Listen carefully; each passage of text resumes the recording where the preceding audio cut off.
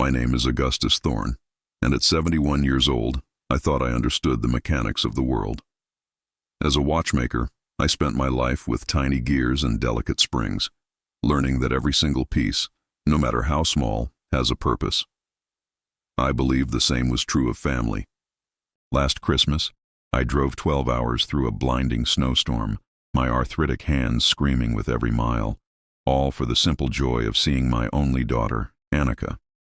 But as I stood on her doorstep about to knock, I heard my son-in-law say the words that would change everything. "I hope his car breaks down on the way back," he said, followed by my daughter's light laughter. "It would make executing the plan so much cleaner." They thought they were talking about a tired old man.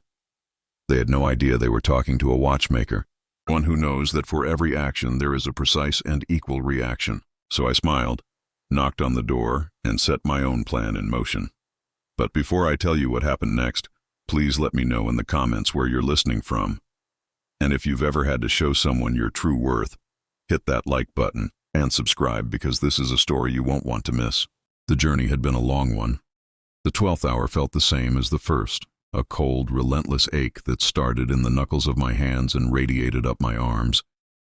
The old Lincoln's heater was fighting a losing battle against the Virginia blizzard. But the engine was steady, a faithful rhythm like an old escapement wheel marking time. The world outside was a swirling vortex of white, hypnotic, and dangerous. But inside there was purpose. On the passenger seat beside me, wrapped in a simple muslin cloth, was a small box I had finished last week. It was crafted from cedar wood that had aged in my workshop for 20 years, ever since my Serafina was still alive. The joints were dovetailed by hand, each one fitting so perfectly you couldn't slide a razor blade between them.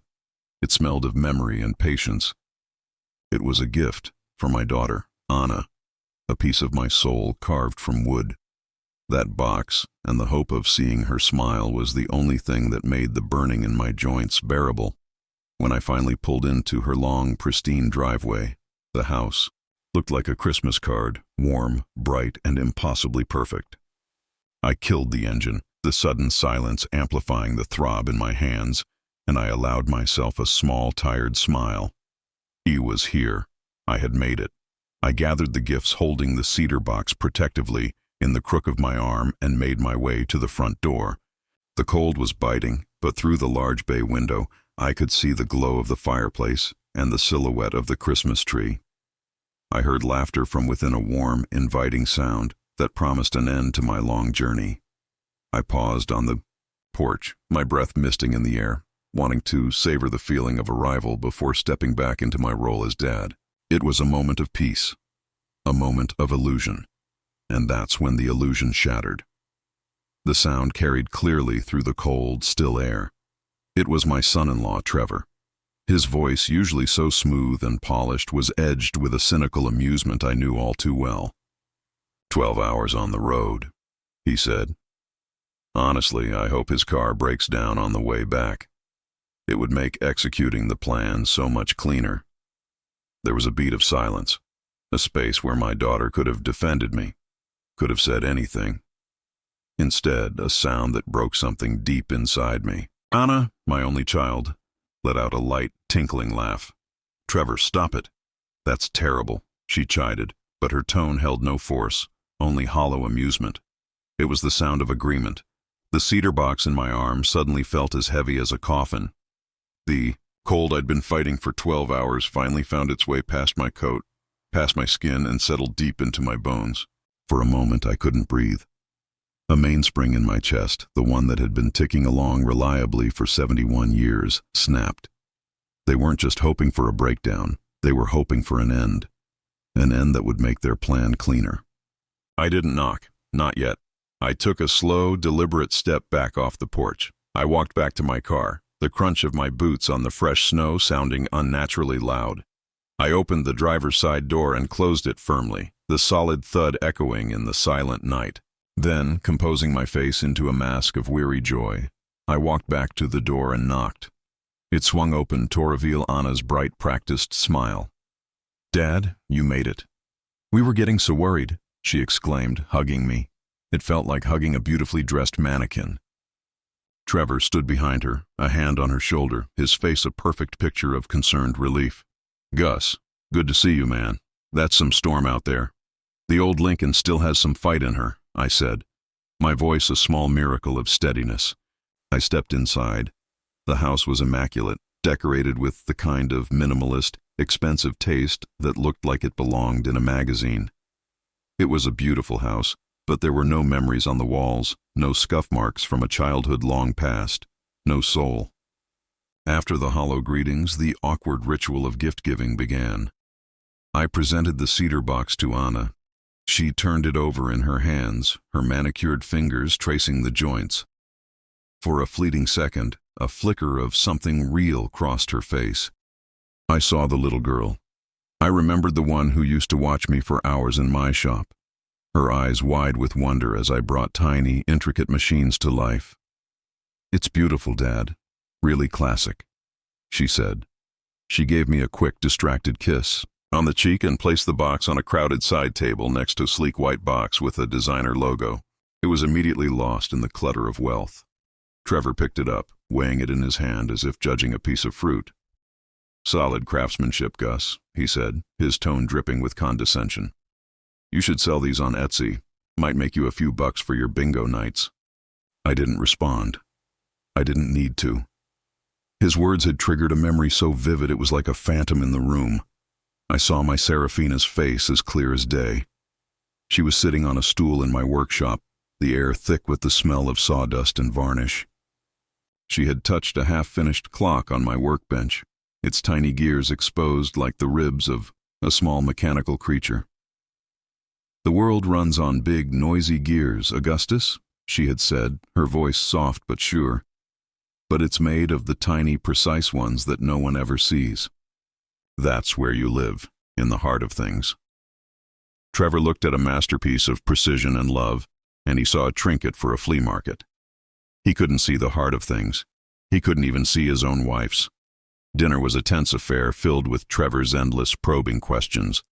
They were disguised as casual conversation, but I knew what they were. They were in assessment. "How's the memory holding up? Gus, are you managing to keep track of all the bills?" "Okay. You know, my partner's father just had a fall. These big old houses can be a real liability." He was building a case brick by brick right there at the dinner table, and Annika just sat there pushing food around her plate, a silent accomplice to her father's character assassination. After the plates were cleared, they presented their gift to me. It was a sleek, expensive tablet in a stiff white box. "It's not just a tablet, Dad," Annika said, her voice unnaturally cheerful, as if trying to sell me something she didn't believe in herself. Trevor took over his salesman persona in full effect. He was in his element now. "It's preloaded with an app to manage your portfolio, Gus. In fact, my firm can take over management for you. We've been looking at your assets, the house, the savings, and frankly, they're underperforming. Severely underperforming." He swiped a finger across the screen, showing me charts and graphs that were designed to confuse and intimidate. "We can optimize everything, maximize your legacy. We just need you to sign the authorization. Think of it as us taking the burden off your shoulders." The word burden hung in the air between us. That's what I was. A collection of underperforming assets, a problem to be managed and optimized, a liability. I looked at Anna, searching her eyes for any sign of protest, any flicker of the daughter who once believed her father's hands could build magic. I found nothing but the reflection of the tablet's cold blue light. She wouldn't even meet my gaze. I took the device from Trevor's outstretched hand. The glass was cool and smooth beneath my calloused fingers. It felt weightless and dead compared to the living warmth of the cedar box. "Thank you," I said, my voice quiet. "It's a very practical gift." The next morning, I was gone before the sun came up. I left their perfect house without a sound the same way I had arrived. But this time, I took their gift with me. I placed the tablet on the passenger seat, right where the cedar box had been. The cedar box, my soul carved from wood, was now safely in the trunk. One was a weapon they had given me by mistake. The other was a weapon they had just tried to take, and I was now taking them both home. The long drive back home was assolant 12-hour meditation. The anger from that Christmas Eve had cooled, hardening into something dense and heavy like tempered steel. When I finally stepped back into my own home, the familiar scent of cedar, old books, and machine oil wrapped around me like a warm embrace. This house wasn't a magazine cover. It was a chronicle.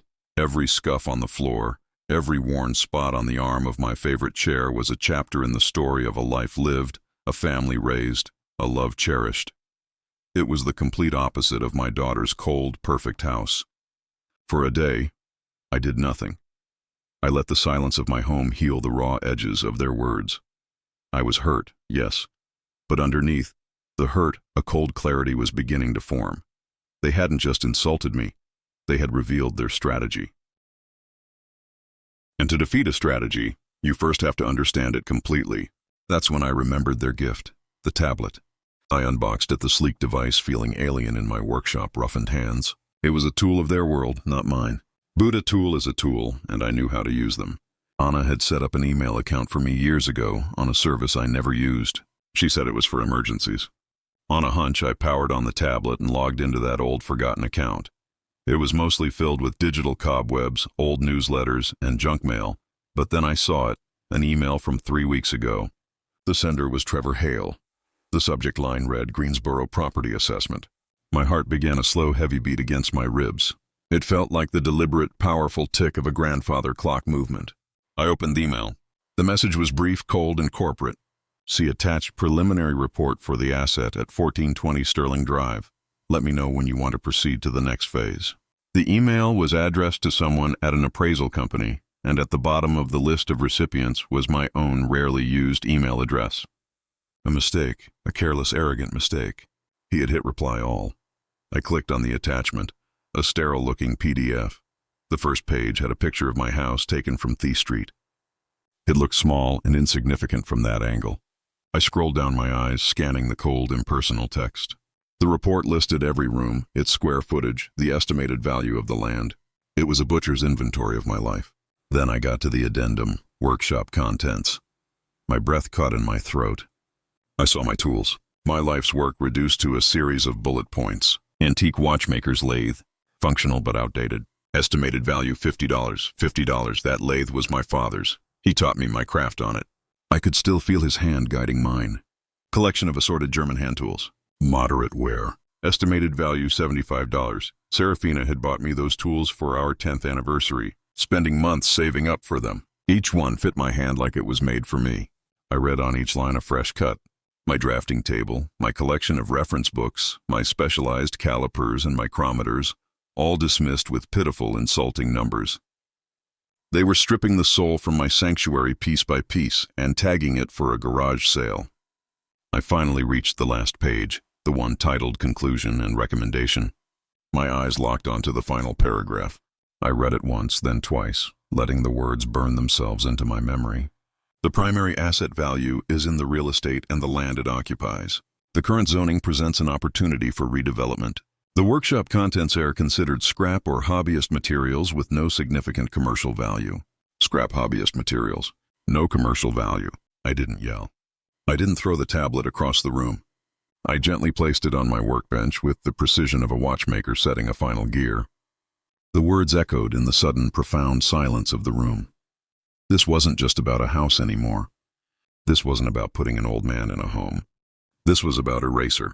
They had looked at my entire life, the sum of my knowledge, my passion, my art, the legacy I had built with these two hands, and they had declared it worthless, an obstacle to be cleared away. They had made a profound miscalculation. They thought they were appraising scrap metal. They had no idea they were dealing with tempered steel. The appraisal report lay on my workbench, its cold corporate words, a death sentence for my life's work. But I knew it was only one piece of the machine. An appraisal is an opinion, a justification. It's not a weapon. My mind raced, sifting through the last few years, searching for the moment I had let my guard down. The constant questions about my memory, Annika's sudden insistence on helping with my bills, and then a memory surfaced, sharp and unsettling. Annika at my kitchen table last spring, a thick stack of papers in a neat manila folder. It's just a medical directive. Dad, she had said, her voice bright and reassuring, and a health care proxy. Just standard stuff so we can help if anything ever happens. Trevor's lawyers drew it up. I remembered signing where she pointed my trust in her as automatic as breathing. A new kind of cold far worse than the Christmas blizzard washed over me. I walked from my workshop into the house, my steps heavy. I went to my old roll-top desk, the one I'd used for 50 years, and pulled open the bottom drawer. It was filled with files, each one neatly labeled in my own handwriting. Insurance, taxes, Serafina's will, and there it was. A folder labeled Medical Directive 2024. My hand trembled slightly as I lifted it out. I sat down in my worn leather chair and opened it. The first few pages were exactly what I expected, dense with medical and legal language about life support and healthcare decisions. It all seemed normal. I kept turning the pages, my heart thumping a slow, heavy rhythm against my ribs. And then I felt it. Tucked in the middle of the stack was a single page of heavier bond paper. The font was slightly different. It felt out of place. I pulled it out. The title at the top of the page was in stark, bold letters that seemed to shout at me, General Power of Attorney. I am not a lawyer, but I am a man who understands mechanics. I understand how one part grants power to another. I started to read, and the room began to feel small, the air thin. The words were a thicket of legal jargon, but phrases leaped out at me like coiled snakes. Hereby appoint Trevor Hale as my true and lawful attorney. In fact, to have full power and authority to act on my behalf in all financial matters, including but not limited to banking, real estate, and property transactions. To do and perform all and every act as fully to all intents and purposes as I might or could do if personally present. A wave of dizziness hit me. For a moment I was 71 and terrified. This single piece of paper was a key that could lock me out of my own life. They could sell my house. They could empty my bank accounts. They could take everything I had ever built. And I had handed them the key myself. I saw Anna's face in my memory, smiling sweetly as she pushed the pen into my hand. Just sign at the bottom, Dad. The trust I'd had in that smile now felt like the most profound foolishness of my life. The fear quickly burned away, replaced by a hot volcanic anger. This wasn't a mistake. This was a conspiracy, a premeditated theft of Oman's life planned by his own child. The appraisal wasn't just an insult. It was Exhibit A, in their case against me, the justification they would use to prove I was incompetent and trigger this very document. The anger subsided, cooling into a sharp, terrifying clarity. I finally saw the whole machine. I saw all the gears turning together in perfect, cruel harmony. The constant questions about my health were designed to create a narrative of decline. The secret appraisal was meant to establish my assets as worthless junk, making their liquidation seem like a sensible act of tidying up. And this document, this power of attorney, was the master switch that would give them control of it all. It was the plan Trevor had talked about. A plan to erase me. I sat there in the quiet of my study, the incriminating paper in my hand. They thought they had built the perfect trap. But a watchmaker knows that even the most complex machine can have a flaw, and I knew with a certainty that settled deep in my soul that I would find it. I would take their machine apart piece by tiny wretched piece. I sat at my desk, the two documents laid out before me like evidence at a crime scene. Exhibit A was the appraisal, a cold-hearted obituary for my life's work. Exhibit B was the power of attorney, the legal weapon they had built to execute the sentence.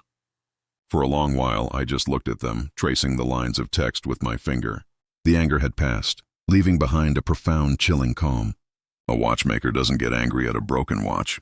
He studies the mechanism, finds the flaw, and begins the patient work of repair. My family was a broken mechanism, and I was about to begin my work. I knew I couldn't do it alone. It needed a specific kind of tool. A specific kind of mind. I opened my old address book, its pages worn soft with age, and flipped to the back.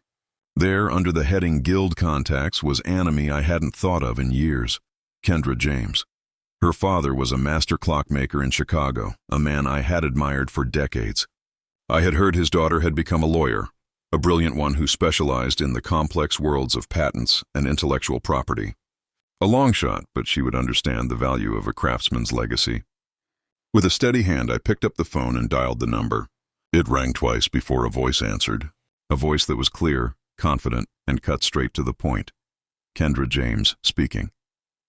Ms. James. I began, my own voice sounding formal in the quiet room. My name is Augustus Thorne. I don't know if you'll remember me, but I knew your father Marcus through the National Watchmakers Guild. There was a slight pause on the other end. Augustus Thorne, she said, and I could hear the gears of her memory turning. The man who built the Serafina escapement. Of course I remember. My father considered you a legend. It's an honor, Mr. Thorne. What can I do for you? The acknowledgement, the simple respect in her voice was like a balm on a fresh wound. I took a deep breath. I need your help. I believe my daughter and her husband are attempting to take control of my assets, including my home and my life's work. I expected questions, perhaps even skepticism. Instead, I was met with a calm, professional silence that invited me to continue. So I did. I laid out the facts for her with the same precision I would use to describe a complex clock movement. I told her about the 12-hour drive, the conversation I overheard on the porch. I told her about the gift of the tablet and the push to have their firm manage my finances. I told her about the secret appraisal I'd found, the one that had been accidentally sent to my old email address. I told her how it had dismissed the contents of my workshop. What were their exact words, Mr. Thorne? She asked, her voice sharp and focused. The conclusion stated, I said, reading directly from the report.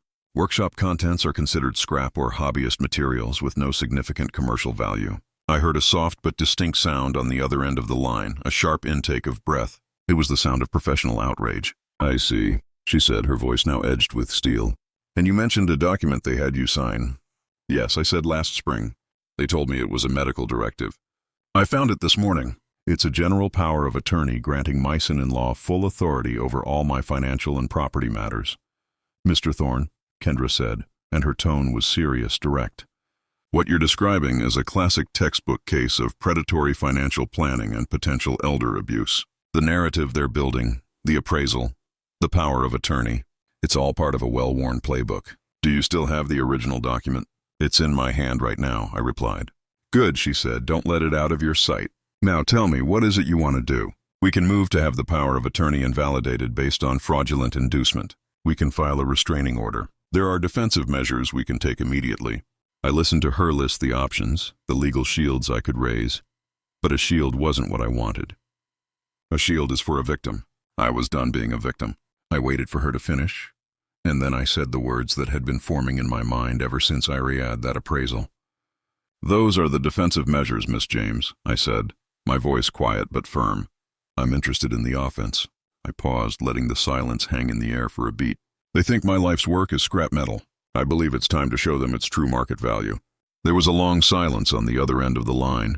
It wasn't a silence of confusion, but one of reassessment. I could almost hear her mind shifting gears, moving from a standard case of elder law to something far more interesting. When she finally spoke, her voice held a new note of excitement. Mr. Thorne, she said slowly, tell me more about your work. Tell me everything. And so I did. I told her about the Serafina escapement, and I told her about the old safe, the one my wife had insisted I keep, and the patents that lay sleeping inside. As I spoke, I felt the last of the fear and despair drain away, replaced by the steady, powerful rhythm of a machine that has just been set in motion. I had found my ally. The counterattack had begun. I placed the receiver back in its cradle with a soft, definitive click. The conversation with Kendra James had not given me peace, but something far more valuable, a direction, a purpose. My anger and grief were no longer just a storm inside me. They were fuel, and I now had an engine to put it in. I stood up from my desk, leaving the appraisal and the power of attorney behind. They were their weapons. It was time to unearth my own. I walked into my workshop, the heart of my home. My eyes passed over the lathe my father had used, the tools Serafina had given me, the half-finished movements on my bench. They were not scrap. They were soldiers in a silent army waiting for their general. I went to the far wall, the own lined with shelves holding old manuals and catalogues. I reached behind a row of thick, leather-bound books and pressed a small, almost invisible knot in the wooden wall paneling. There was a soft click, and a section of the wall swung inward, revealing a cavity I had built myself 40 years ago. Inside, dark and silent, was an old iron safe. My fingers, stiff with arthritis, found their way to the combination dial. As I turned it, the familiar clicks echoing in the quiet room. A memory flooded back. It was Serafina standing right where I was now, her hands on her hips. I had just finished installing the safe. I had complained about the expense, the trouble. It's for the patents. Gus. She had insisted, her voice firm but full of a warmth that could melt steel. You see gears and springs. I see a legacy. You never know when the world will need what's in that head of yours. A good idea needs a safe place to sleep. I had thought she was being dramatic. Now I understood she had been a prophet. The final tumbler fell into place. I pulled the heavy handle and the iron door groaned open on its hinges, releasing the scent of old paper and 50 years of secrets. There was no money inside, no jewels. There was something far more precious. Stacked neatly on the single shelf were 4 thick leather-bound folios, their spines embossed with gold leaf lettering that had faded with time. I reached in and lifted one out. It was heavy, dense with the weight of ideas. I carried it over to my workbench and laid it gently under the bright, focused light of my task lamp. I untied the small leather strap and opened the cover. The pages were thick, almost like parchment. On the first page, in beautiful, precise calligraphy, was a title, The Thorn Helical Escapement, U.S. Patent Number 480015123, and beneath it, a technical drawing so intricate and beautiful it looked like a work of art. My work of art. My fingers, the same fingers they saw as old and useless, traced the lines of the design. I turned the page and then another. Each one was a different patent, a different solution to a problem of time and motion that I had solved in this very room decades ago. The Serafina escapement, a self-lubricating gear train, a microbarrel mainspring. My entire creative life was here bound in leather, stamped with the official seal of the United States Patent and Trademark Office. A slow smile spread across my face. It wasn't a smile of happiness, but one of profound dawning realization. My daughter and her husband had appraised my workshop and found nothing of value. They had been looking for things they could sell. They had been looking for scrap. They never thought to look for treasure. They had no idea that the real worth of this room wasn't in the tools. It was in the ideas those tools had brought to life. Serafina was right. My ideas had been sleeping and I was about to wake them up. A week later, I found myself in a world that was the complete opposite of my workshop. Kendra James' office was on the top floor of a modern glass building in downtown Greensboro. It was a space of clean lines, polished concrete floors, and quiet. Ruthless efficiency, but on the wall behind her sleek desk there was a massive, stunning photograph of the intricate inner workings of a grand complication clock. It was a nod to her heritage, a sign that she understood the world I came from. I placed the heavy leather-bound folios containing my patents on her glass desk. The solid, weighty sound they made seemed to anchor the room in a different, older reality. Kendra, dressed in a sharp, dark suit, didn't treat them like normal legal documents. She opened the first folio with a reverence I recognized the way a craftsman handles a rare piece of wood. Her sharp, intelligent eyes scanned the technical drawings, her expression shifting from professional interest to genuine fascination. After a long, silent moment, she looked up at me and I knew I had made the right choice. "My father was right," she said simply. "You're a legend, Mr. Thorne. These are not just patents. They are masterpieces of mechanical engineering." She closed the folio gently. "And they're going to be the heart of our strategy. But first we need to build a fortress because your son-in-law is about to start a war." She leaned forward. "All business. Now let's talk about the two fronts of this battle. Defense and offense. Defense comes first. That power of attorney document is a loaded gun pointed at your head. Trevor's plan is clear. He will use the appraisal to argue that your assets are being mismanaged. He will use his manufactured concerns about your health to petition a court to declare you incompetent. If he succeeds, he can trigger the POA and take control of everything before we can even make a move." The words hung in the air, cold and terrifying. "So what do we do?" I asked. Kendra's expression was grim. "We don't give him a target to shoot at. Starting tomorrow, I am drafting the paperwork to place all of your current assets, your house, your savings, everything into a revocable living trust. It's a simple legal shield. But it makes it much harder for him to seize things quickly. But the most important part of the defense, Mr. Thorne, falls to you, and it's the hardest part." I waited. "You have to play the part they've written for you," she said, her eyes holding mine. "Trevor expects to see a confused, declining old man. You must give him one. When he calls, you will sound forgetful. When Annika asks about your health, you will be vague and tired. Let them think their plan is working perfectly. Let them get comfortable. Let them get arrogant. We need them to underestimate you until the very last moment. Can you do that?" I thought of my daughter's laugh on that cold Christmas night. I thought of Trevor's smug, condescending voice. "Miss James," I said slowly, "I have been a craftsman my whole life. I am very, very good at playing a part and holding a steady hand." A small, satisfied smile touched her lips. "Good, that's our defense. Now for the interesting part, the offense. Her energy shifted the air in the room, crackling with a new intensity. She tapped the stack of patents. This is our canon. Trevor thinks your life's work is scrap because he looks at it with the eyes of a banker. He sees old paper. I see the future. This helical escapement design, the low friction properties and minimal power consumption could be revolutionary for drone technology. This self-lubricating gear train. It's a potential game-changer for medical micro-robotics. These aren't just watch parts, Mr. Thorne. They are solutions to some of the most complex engineering problems of the 21st century. She stood up and began to pace her mind, moving at a speed I could almost see. Here is what's going to happen. I am going to make some very quiet, very highly inquiries. I have contacts at major tech firms and defense contractors. We will start by sending out non-disclosure agreements and preliminary technical data. This has to be a completely silent operation. Trevor cannot get a whisper of this. We will find a buyer, a lensee, who understands the true value of what is in these pages. We are not going to sell your legacy for pennies, Mr. Thorne. We're going to start a bidding war. She stopped pacing and looked at me, her eyes blazing with intelligence and determination. They came to steal a small, quiet inheritance. We are going to build an empire they cannot even comprehend. It will take time. It will take patience. But I promise you this, when we are done, they won't just know your name. They will know its true market value. The first call came a week after my meeting with Kendra. I was in my workshop carefully cleaning a set of vintage watchmaking tools when the phone rang at shrill sound and intrusion on my peaceful sanctuary. I saw Trevor's name on the caller ID. I took a deep breath, closed my eyes for a moment, and put on the mask. When I answered, my voice was a little shaky, a little frail. "Hello," I said as if the phone were a strange and confusing object. "Gus, it's Trevor," he said, his voice slick and impatient. "How are you doing? I'm just calling to see how you're getting on with that tablet we got you. Did you manage to log into the financial portal yet?" I let a long pause hang in the air. The tablet?" I asked, finding confusion. "Oh, the black shiny thing. Yes, it's very flat." I could hear him sigh, a sound of profound annoyance mixed with satisfaction. "Yes, Gus, it's flat.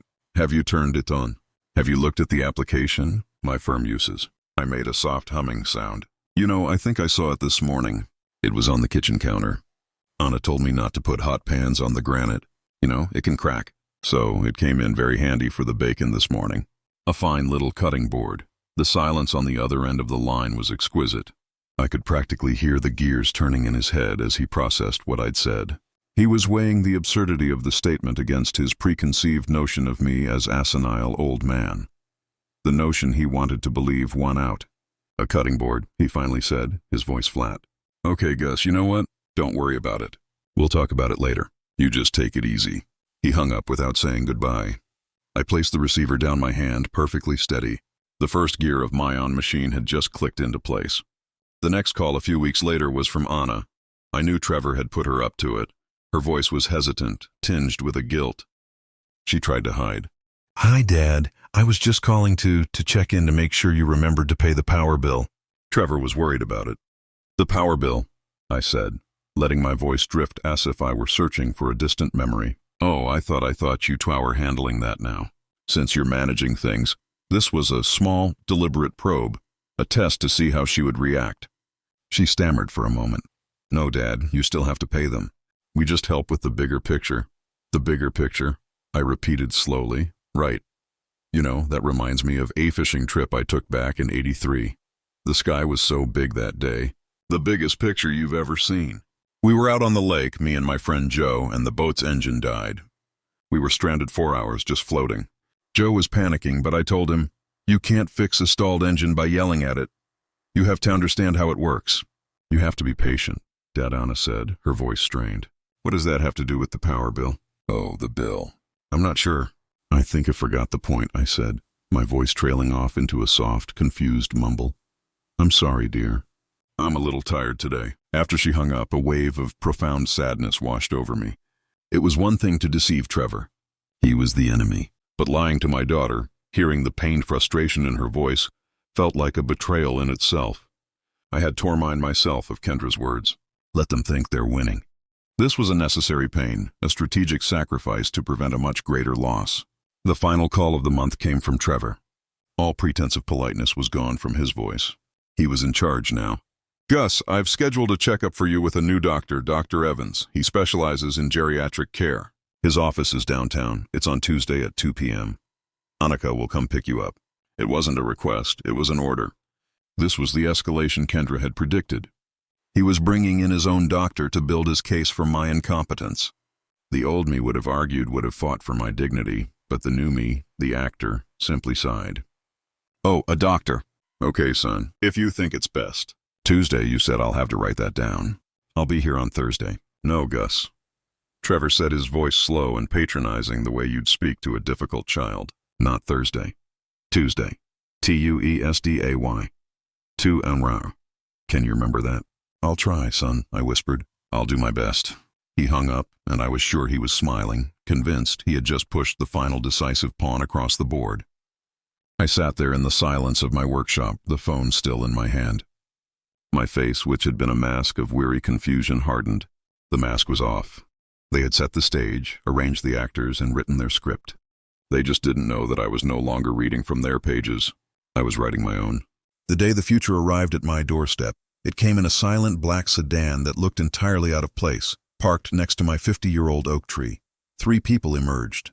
2 young men in identical dark polos and a woman who was clearly in charge.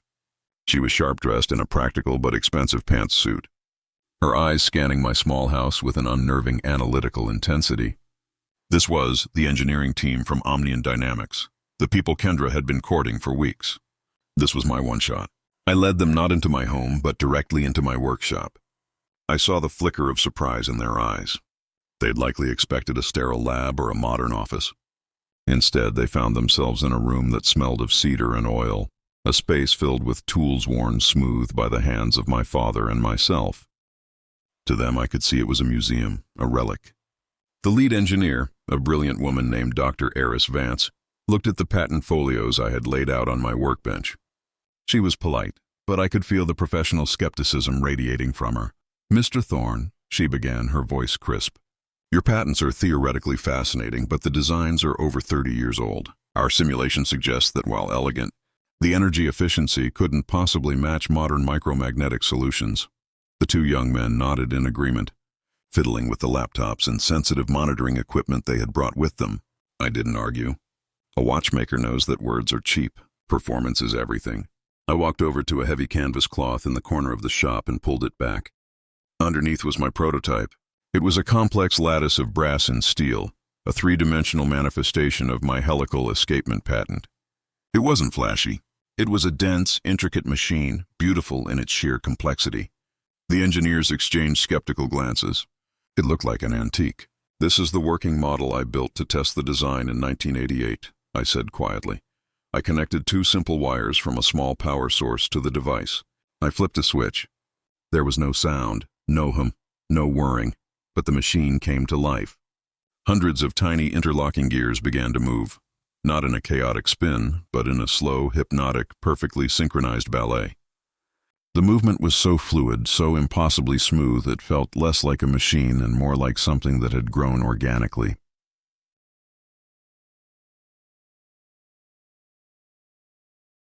The engineers immediately set to work attaching their sensors, their eyes glued to their laptop screens. The room was silent except for the soft tapping of their keyboards. I simply stood back and let my work speak for itself. After a few minutes, one of the younger men let out a low whistle. Eris, you need to see these energy consumption readings. Dr. Vance walked over and peered at his screen. Her professional composure finally cracked. A look of pure, unadulterated disbelief spread across her face. That's impossible, she whispered. Run the diagnostics again. There must be a sensor error. The other young man shook his head. I'm running it live on my system too. The readings are accurate. The energy drain is almost zero. It's a 99.8% efficiency rate. I've never seen anything like it. Dr. Vance stared at my prototype, then back at her screen, then at me. The skepticism in her eyes was gone, replaced by a dawning, brilliant awe. She was no longer looking at a relic. She was looking at a revolution. And at that exact moment, that perfect moment of validation, my phone rang. The cheap, jarring ringtone cut through the focused silence of the workshop like a thrown rock. Everyone flinched. I pulled the phone from my pocket. The screen glowed with a name that made my blood run cold. Anna, my heart hammered against my ribs. This was a test I hadn't prepared for. With the future of my legacy being decided 3 feet away from me, I had to once again become the man my daughter thought I was. I gave the engineers an apologetic look, walked to the far corner of the workshop, and turned my back to them. I took a breath, summoned the frail, weary persona I had been perfecting for weeks, and answered. "Hello," I said, my voice thin and ready. "Dad, it's me," Annika said. Her voice was laced with that patronizing cheerfulness she always used with me now. "I'm just calling to check on you. Did you have lunch today?" "Oh, Annika dear," I said, letting my voice trail off. "Lunch? Yes, I think so. A sandwich, maybe." It's hard to remember sometimes. I could feel the eyes of the engineers on my back. "Okay, Dad," she said, sighing. "Well, listen, I was just talking to Trevor, and we were wondering if you'd thought any more about letting us get some of those old things in your workshop appraised, to see if they're worth anything." The irony was so thick I could barely breathe. I looked over my shoulder. Dr. Vance and her team were staring at my prototype with the reverence usually reserved for a holy object.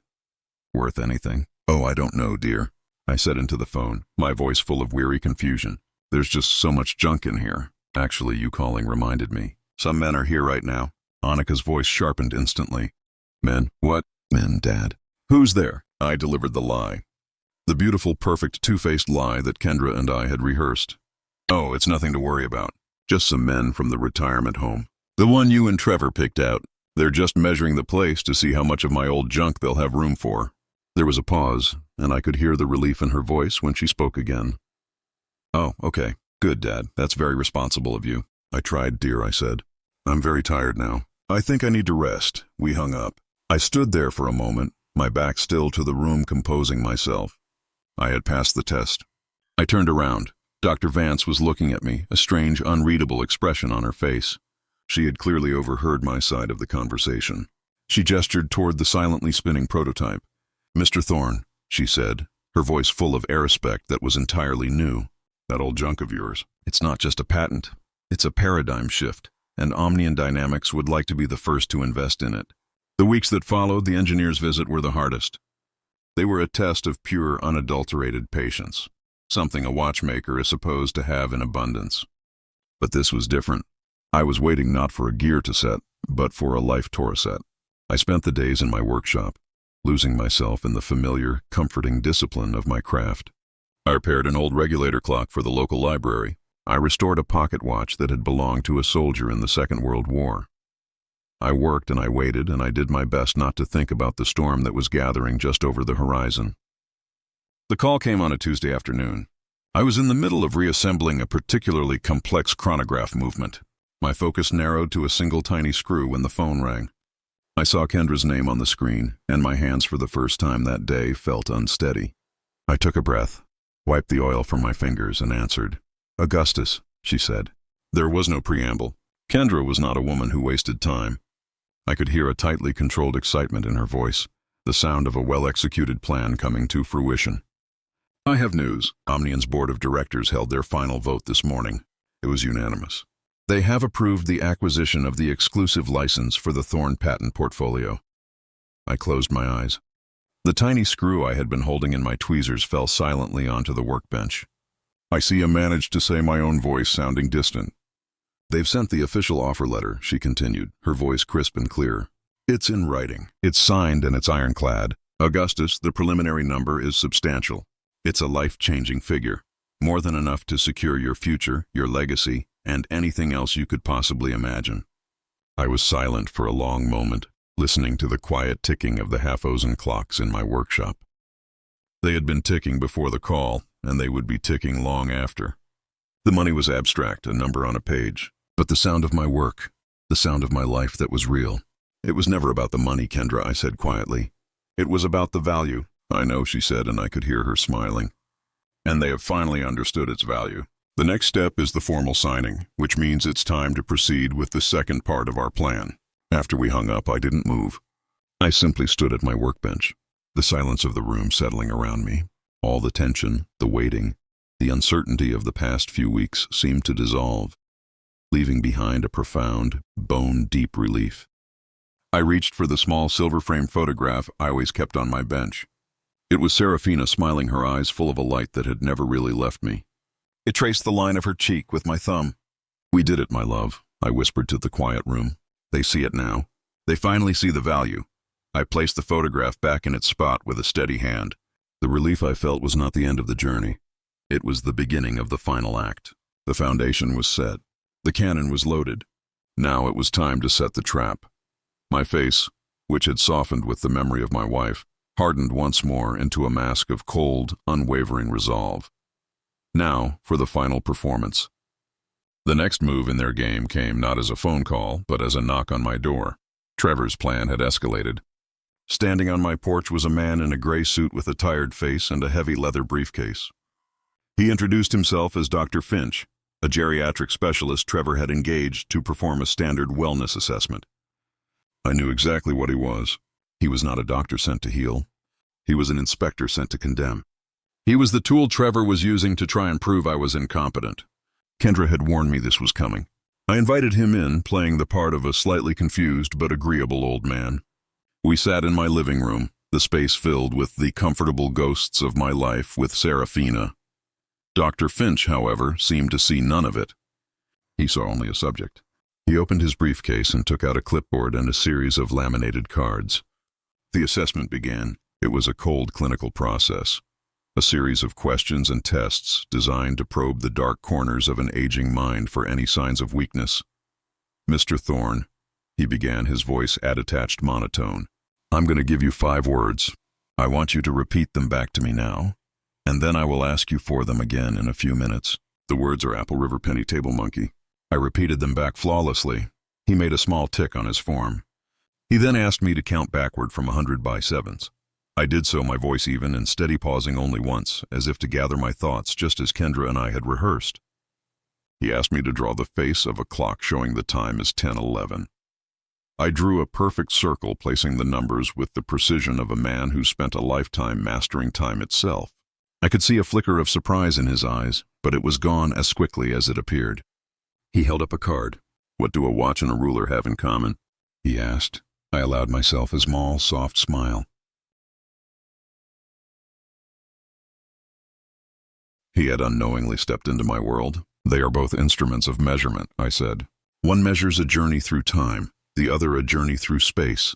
Both impose order on chaos. Both tell us where we are, where we have been, and how far we have to go. And both, if not properly cared for, can be made to lie. Dr. Finch stared at me for a long moment, his pen hovering over the paper. He seemed momentarily thrown off his script. He simply cleared his throat and made another note. The rest of the tests continued in the same fashion. I answered every question, solved every small puzzle, and recalled the 5 words perfectly when he asked for them again. I did not ace the test like a cocky student. I passed it like a healthy 71-year-old man with a sharp mind, which is exactly what I was. With every correct answer, I could feel the doctor's professional detachment solidifying.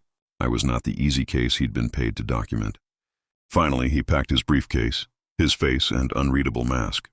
Well, Mr. Thorne, he said, standing to leave. Your cognitive functions appear to be well within the normal range. I will send my full report to Mr. Hale. The moment the front door closed behind him, I walked to the phone. It was already ringing. I let it ring twice more before picking it up. It was Trevor. His voice was tight, stretched thin over a core of pure rage. What did you do, Gus? He demanded without even a hello. I feigned a weary confusion. I'm not sure what you mean, son. There was a doctor here, a Dr. Finch. He asked me a great many questions. I know that, Trevor snapped. I just got off the phone with him. He said you were remarkably lucid. He spat the words out as if they were poison. I let a moment of silence pass, then delivered the final gentle turn of the screw. Oh, I said, my voice full of innocent relief. Well, that's good news, isn't it? Did I pass? The failure of Dr. Finch's assessment was not an end, but an escalation. Trevor had tried to use a scalpel to surgically remove my legal competence and had failed. Now he reached for a bludgeon, and the bludgeon, as always, was my daughter. The call came that evening. I knew from the sound of her first choked sob that Trevor had spent the afternoon poisoning her mind, twisting my small victory into an act of senile defiance. Dad. Anna's voice was thick with tears. Why are you doing this? I sat down heavily in my leather armchair, the receiver feeling like a lead weight in my hand. I continued the performance, my own voice weary and thin. Doing what, dear? I'm not doing anything. You are, she cried, her voice cracking. You're fighting us. You're fighting Trevor. He is trying so hard to help you to secure your future, our future, and you're making it impossible. That doctor was one of the best in his field. And Trevor said, you treated him like a game. Don't you trust me? Don't you trust us? Every word was a carefully chosen dart dipped in guilt and aimed directly at my heart. And every word I knew had been loaded into the chamber by her husband. I thought of Kendra's advice. You have to let them think they're winning. It was time for the final, most painful part of my performance. It was time to break. I'm just tired, Anna, I whispered, letting a lifetime of weariness seep into my voice. I'm just so tired. We're trying to take the burden off you, Dad, Shep pleaded, her voice softening now that she sensed a crack in my defenses. Trevor's fund is one of the best. He's a genius at this. He just wants to make sure you're taken care of, that your legacy is protected. Don't you want to see me happy? Don't you want to see your family secure? This is what's best for everyone. Your legacy. The word was a bitter irony.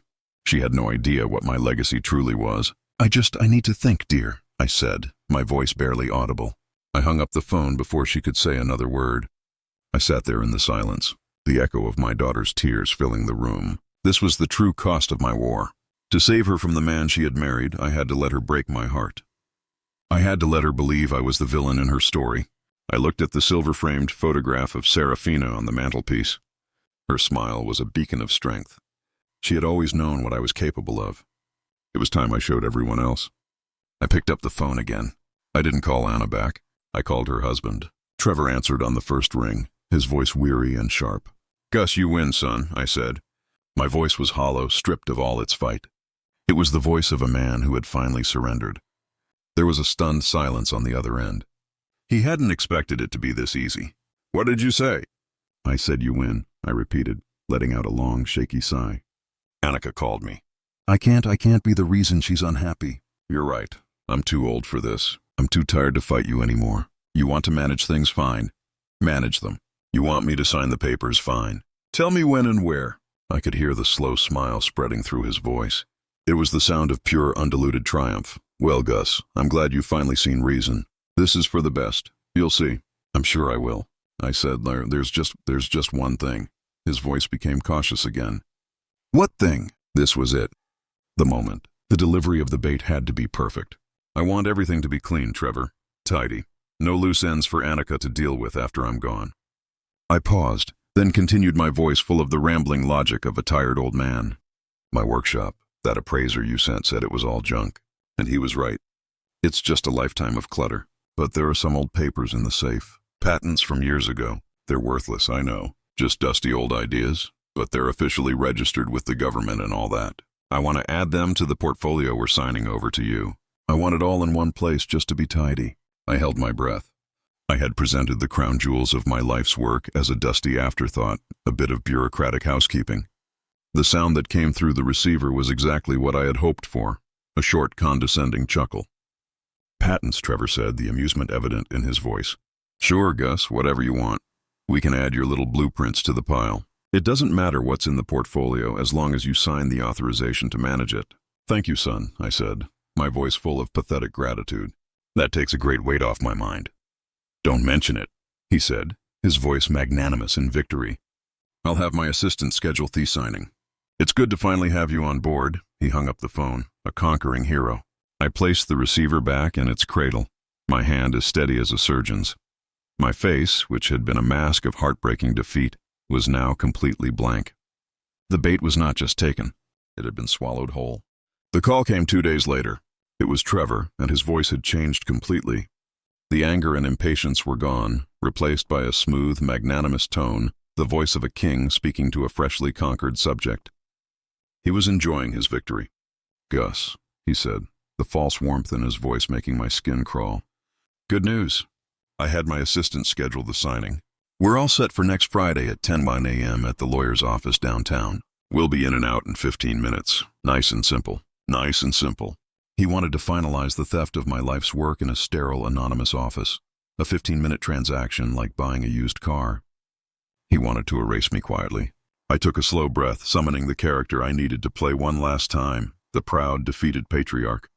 No, I said, my voice quiet but firm. The line went silent. Trevor was not expecting resistance. No, he repeated, a hint of his old annoyance creeping back in. What do you mean, no? You agreed, Gus. We had a deal. I agreed to sign the papers, son, I said, and I let a weary sadness into my voice. And I will, but not there. Not in some stuffy lawyer's office. It feels grubby, like some kind of back alley deal being done in the shadows. My life's work, the home I built with Serafina. It may not be worth much in your world, Trevor, but it is worth more than that. Trevor sighed, a sound of pure frustration. Gus, this is how these things are done. It's a standard legal procedure. It doesn't need a parade. Perhaps not, I sighed, but it needs a little dignity. If I am to sign away my legacy, if I am to formally hand over the financial well-being of my family to you, then I will not do it in a place of insignificance. I will do it in a place that matters. I let that hang in the air for a moment before delivering the hook, the bait designed specifically for the ego of a man like him. I will do it at your firm, Trevor, in your boardroom. He was silent again, and I could picture his mind working, trying to understand my angle. My boardroom, he asked, suspicion lacing his voice. Why on earth would you want to do that? I let out a soft, sad chuckle.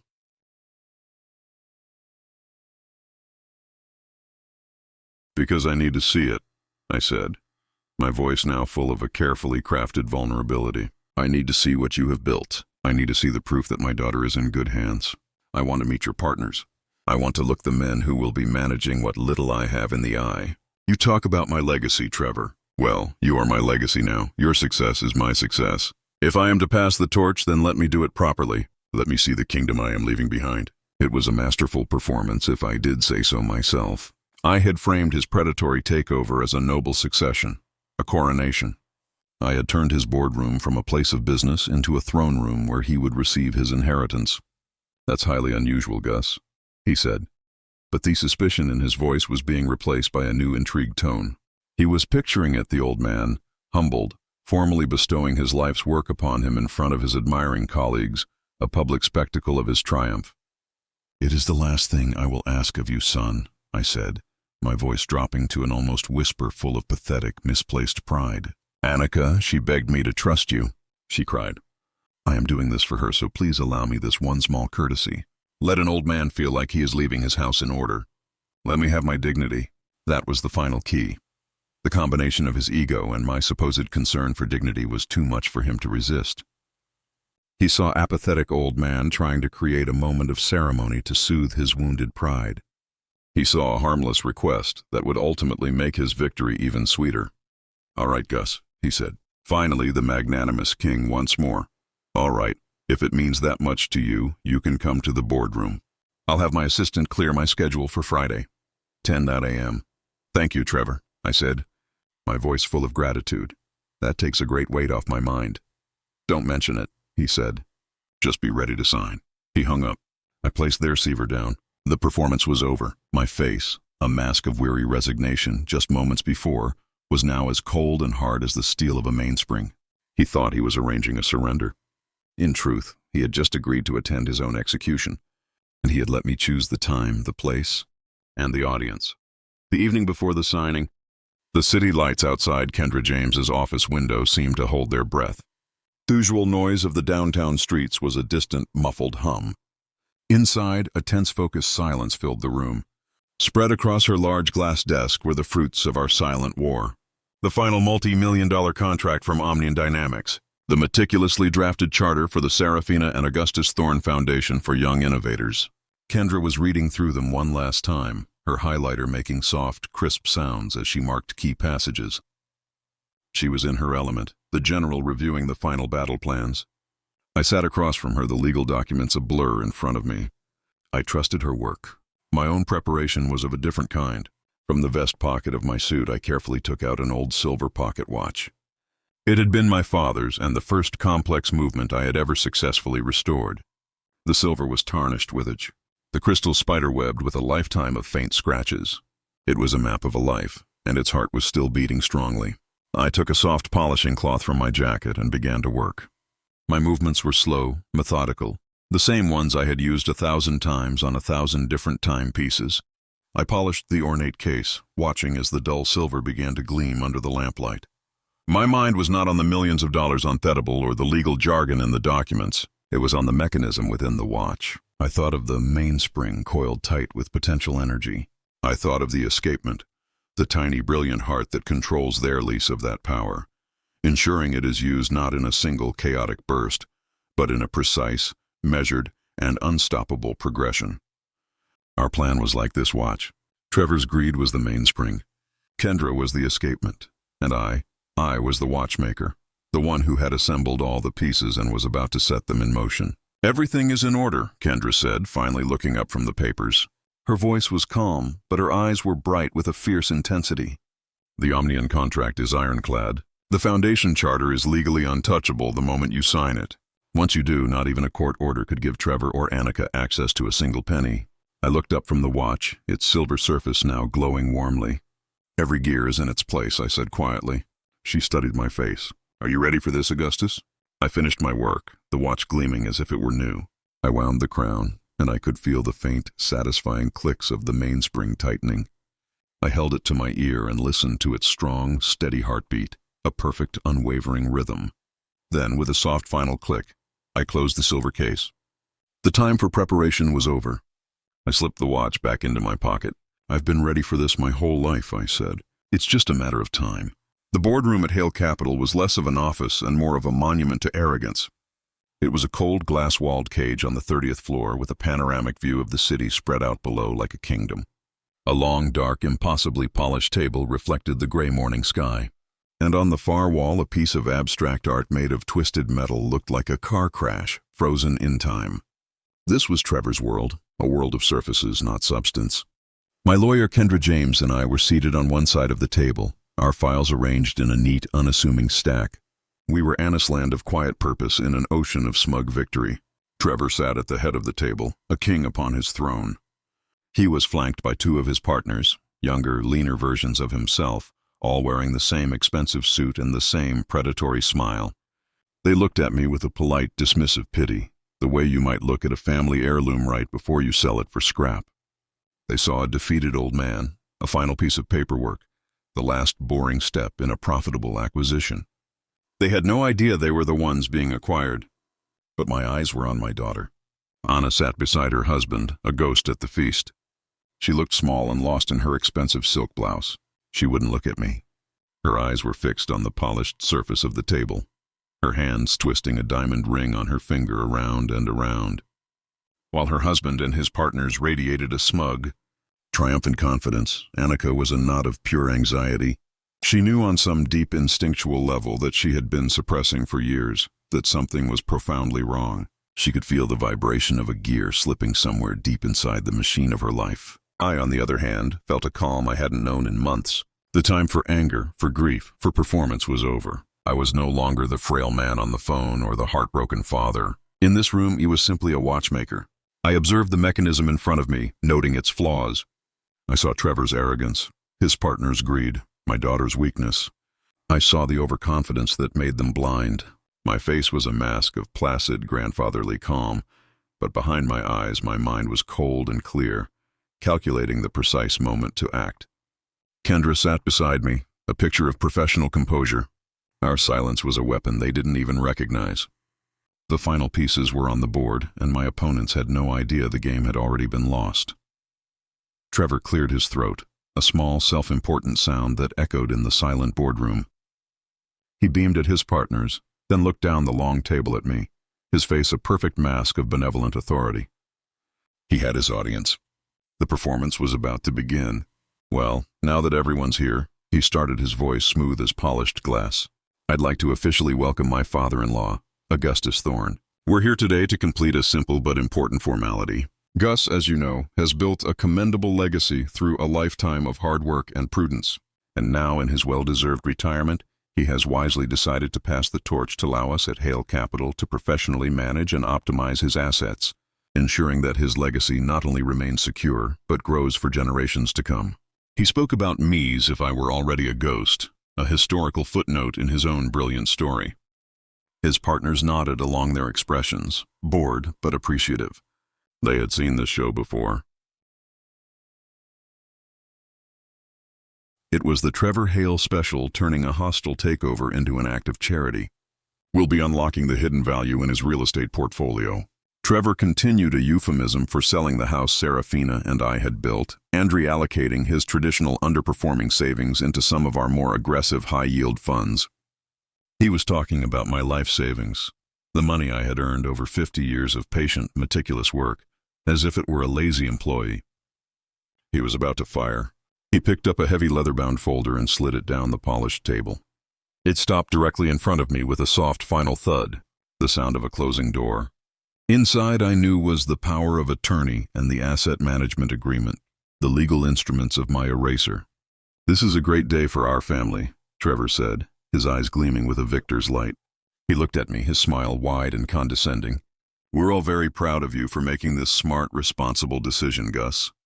He pushed a ridiculously expensive fountain pen towards me. "So if you'll just sign on the last page, we can make it official." This was the moment, the peak of his arrogance, the culmination of his plan. I looked at the signature line. I could feel my daughter's anxious gaze on me.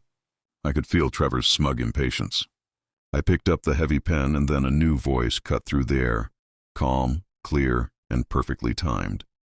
"Excuse me, Trevor, Kendra," James said. Trevor's smile faltered. He was not used to being interrupted, especially not at the climax of his own performance. "Yes, Monsieur James, as you can see, we're in the middle of a signing." "I understand," Kendra said, her voice polite but unyielding. "But before Mr. Thorne signs that document, there is just one small piece of housekeeping we need to address. A final asset that needs to be formally included in the portfolio before management is transferred." Trevor let out an annoyed sigh. He glanced at his partners as if to say, "Can you believe this old-timer nonsense, Miss James? I'm sure we can handle any minor details later. It's all just part of the estate." "I'm afraid not," Kendra said, her voice losing none of its calm authority. "My client was very specific about this point, as you'll recall from his phone call. He wanted to ensure there were no loose ends." She looked directly at Trevor, her gaze unwavering. "We need to formally add his patents to the asset list." Trevor actually laughed a short, dismissive bark. "The patents? You mean his old blueprints? I already told him that's fine. We can throw the folder in the box with the rest of it. It's sentimental junk. It has no bearing on the financial agreements." He waved his hand dismissively. "Now, Gus, if you'll just sign." "I'm afraid it does have a bearing," Kendra said, her voice still quiet, but now it carried an edge that made everyone at the table sit up a little straighter. "Because you see, Trevor, that sentimental junk is no longer a passive asset. It's an active one, and it was recently the subject of an acquisition." A wave of confused silence washed over the boardroom. Trevor stared at Kendra, his brain failing to compute her words. His partners exchanged questioning glances. The carefully constructed reality of his victory was beginning to fracture at the edges. "An acquisition," Trevor repeated, his voice dripping with disbelief. He forced a laugh, a hollow, ugly sound. "What are you talking about? An acquisition of what?" "A box of old springs and gears." "Who would possibly acquire that?" Kendra James didn't answer him. Instead, she looked at me and gave a single, almost imperceptible nod. That was my cue. "My son-in-law is a busy man," I said, my voice calm and clear, cutting through the tension. "Perhaps it's best if the acquiring party speaks for themselves." Kendra smiled faintly. "I agree," she said. "Trevor, with your permission, of course. The CEO of the corporation is waiting on a conference call to finalize the agreement." Trevor was cornered. In front of his partners, he couldn't possibly refuse. To do so would make him look weak, like he was afraid of what might be said. The arrogance that had been his driving force now became the bars of his own cage. "Fine," he snapped, waving a dismissive hand toward the large video screen on the wall. "Let's not waste any more time on this nonsense. Put them on." Kendra simply tapped a key on her laptop. The Hale Capital logo on the screen dissolved, replaced instantly by two faces in a different, brighter boardroom. I recognized Dr. Eris Vance immediately. Beside her was a sharp, silver-haired man in an impeccably tailored suit. The nameplate on the screen read, "Chen, CEO, Omnigen Dynamics." Chen's face was all business. He didn't waste time with pleasantries. "Good morning," he said, his voice carrying a powerful, quiet authority. "We are here to confirm the final details of our agreement with Mr. Augustus Thorne. As per the contract reviewed by both our legal teams, Omnigen Dynamics is pleased to finalize our acquisition of the exclusive license for the entire Thorne patent portfolio." One of Trevor's partners leaned forward, looking utterly baffled. "The what portfolio? I'm sorry. Who is this?" Chen raised an eyebrow, unused to being questioned. This is the portfolio of micromechanical designs created by Mr. Thorne. And as for who I am the man who is about to make him an exceedingly wealthy one. He looked down at a paper in front of him. The deal, as agreed, consists of an upfront payment to Mr. Thorne of $8 million. The sound of that number, $8 million, landed in the silent room like a physical blow. It was as if all the air had been sucked out of the glass cage. The smug, bored expressions on the faces of Trevor's partners vanished, replaced by masks of stunned disbelief. But Chen wasn't finished, and he continued. It includes ongoing royalties from the technology's application in our next generation of surgical robotics, which our R&D department projects will exceed $50 million over the next decade. $50 million. And that is when the world broke. I watched it happen as if from a great distance. I saw the smug, triumphant smile on Trevor's face freeze. It didn't just disappear. It shattered like a reflection in a dropped mirror. The color drained from his face, leaving behind a pale, waxy sheen. His mouth hung slightly open. His eyes, which had looked at me with such pity and condescension, were now wide with a horror so profound it was almost comical. He looked from the screen to Kendra to me, his mind utterly incapable of processing the reality of what he was hearing. The sentimental junk he had laughed at, the little blueprints he had dismissed, were worth more than his entire company. His partners were no longer looking at him with admiration. They were looking at each other, their faces a mixture of panic and fury. I could see the calculations happening behind their eyes. This wasn't just a missed opportunity. This was a catastrophic failure of judgment. The demon they had trusted to be a shark had revealed himself to be a fool who had thrown away a treasure. I heard one of them whisper to the other, his voice a venomous hiss. Did you know about this? Did you have any idea? The foundation of Trevor's kingdom was cracking right under his feet. Then there was Anna. The numbers, the millions, they were just abstract sounds to her. But the look on her husband's face was not. She stared at him, and I saw the exact moment her entire life became a lie. The brilliant, powerful man she had admired, the man for whom she had sacrificed her relationship with her father, was suddenly revealed to be a small, arrogant, and breathtakingly stupid gambler who had just lost everything. She saw the truth. She had dismissed her father's entire life as worthless junk. And that junk was the foundation of a $50 million empire. A strangled sob escaped her lips. She covered her mouth with her hand, her entire body shaking with the force of her realization. It was the sound of a heart, a life, and a future all breaking at once. One of Trevor's partners, his voice trembling slightly, finally spoke to the screen. I'm sorry, Mr. Chen. Could you repeat those figures? Chen looked at him without blinking. $8 million up front, he said, his voice slow and deliberate, driving the nail deeper, and a projected $50 million in royalties. I looked at my daughter, my poor broken daughter, and felt no triumph, only a deep and profound sorrow. I looked at Trevor, a man so utterly destroyed he couldn't even speak. I had not come here for revenge. I had come here for a simple course correction, and the beautiful, intricate, and terrible machine of truth was now working perfectly. Into the wreckage of that stunned silence, Kendra James made the final decisive move. While Trevor stared blankly at the screen and his partners whispered frantically themselves, she reached into her briefcase and produced another document. It was bound not in corporate leather,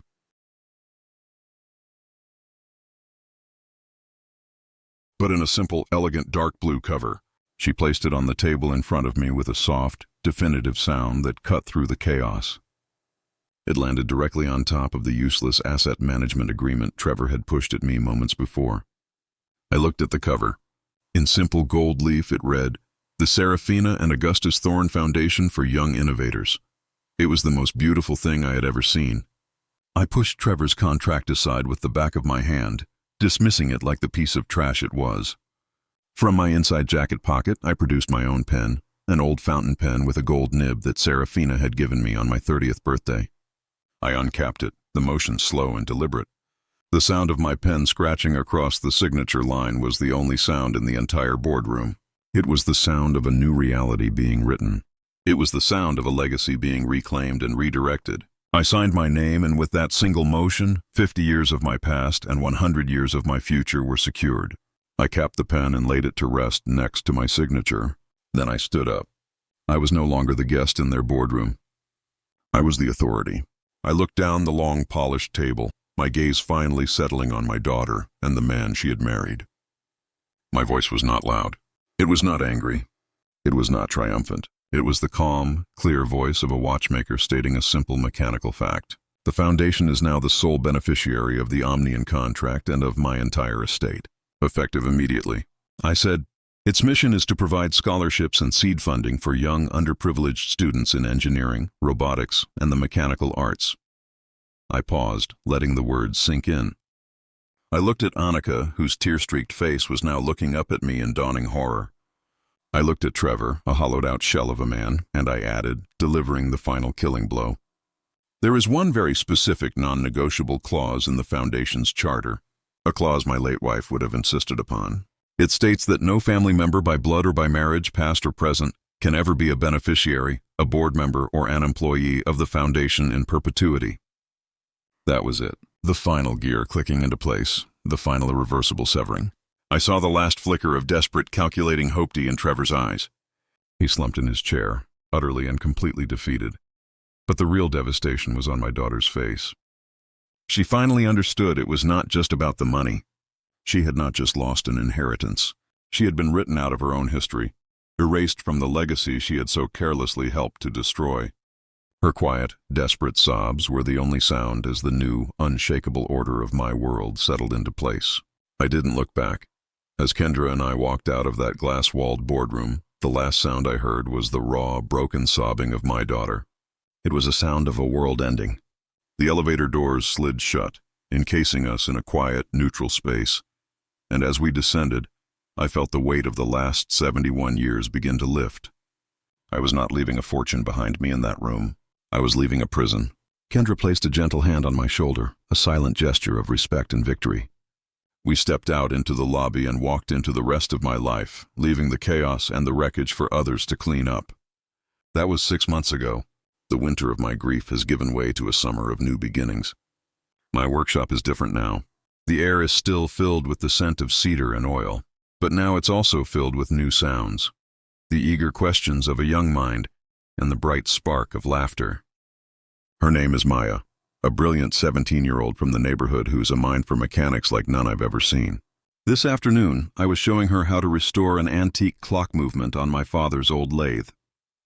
Her hands, though young, were steady and sure. She had the touch. After a while, I told her to stop. I wiped my hands on a cloth and picked up an envelope from my workbench. It was embossed with the logo of the Foundation, 2 interlocking gears forming a heart. This is for you. I said, it's the very first scholarship from the Serafina and Augustus Thorne Foundation. It will cover your entire tuition for your engineering degree at the university. Her eyes, wide with disbelief, filled with tears. But these were not the tears of loss I had heard in that boardroom. These were the tears of a future suddenly impossibly being born. As she went back to work on the lathe, her face a perfect picture of concentration and joy. I looked at the small, silver-framed photograph of my Serafina. My legacy was not the $8 million in a bank account. It wasn't the $50 million in royalties to come. My true legacy was this single precious moment, the quiet hum of the lathe, the passing of knowledge from one generation to the next, and the limitless potential of a brilliant mind being given its first chance to fly. I had not just saved my past. I had finally invested in the future. This whole ordeal taught me a painful but powerful lesson. My own family looked at my life's work, the very essence of my soul, and saw only worthless scrap metal. For a time their judgment cast a long shadow, making me doubt the value of my own hands. But I learned that true worth is not defined by the opinions of those who refuse to see.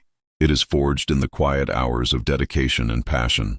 They were measuring with the wrong ruler, looking for value they could liquidate, not value that could be created.